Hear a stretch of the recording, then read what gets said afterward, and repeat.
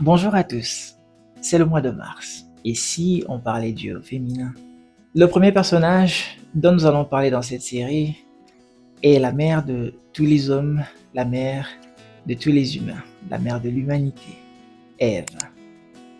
Dans les premiers chapitres de la Genèse, on voit Dieu qui procède à l'œuvre de la création.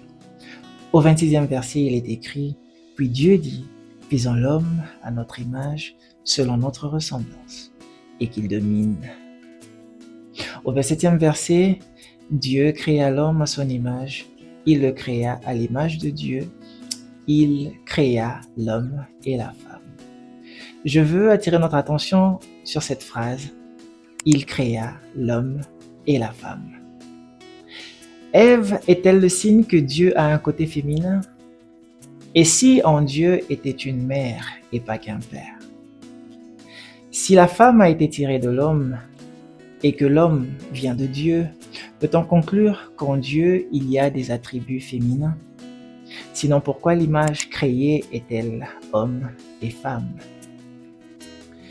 J'ai noté 3 versets, Ésaïe 49, 15, Ésaïe 42, 14, Ésaïe 66, 33.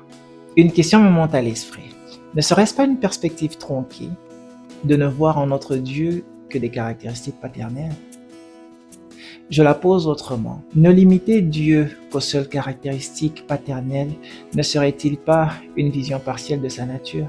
Et si on pouvait voir dans chacun d'eux les reflets des différentes dimensions de Dieu et réaliser qu'ensemble, ils manifestent plus pleinement l'image divine.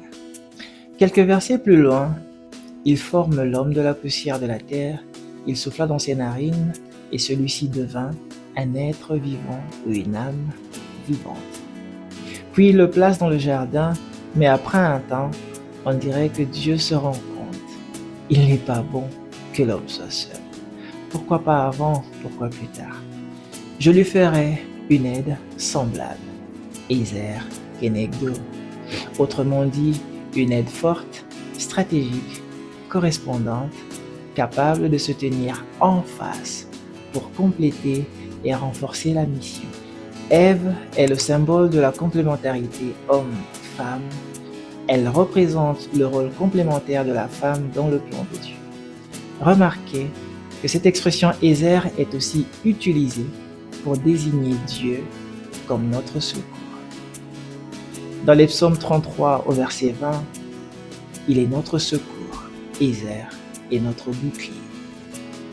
Dans le psaume 121, les 2 premiers versets, il est dit « Je lève les yeux vers les montagnes. D'où me viendra le secours? Mon secours, Ezer, vient de l'Éternel. » Mais retenons qu'elle avait pour mission d'être une aide stratégique placée par Dieu aux côtés d'Adam, un soutien actif, une force et une partenaire dans l'accomplissement de la volonté divine. Il s'agissait aussi de transmettre la vie et ouvrir la lignée humaine. Mais comme on le sait, l'histoire n'était pas que belle. Elle sera tentée par le serpent et fera le choix de désobéir à Dieu. Comme conséquence, on aura la chute et l'introduction du péché dans l'humanité. Au-delà de tout ça, la question qu'on se pose, n'y a-t-il pas de choses à tirer de ce qu'elle a été? Elle avait la capacité d'influencer, de prendre des initiatives. Elle était curieuse. Le problème, c'est qu'elle a influencé Adam dans la mauvaise direction.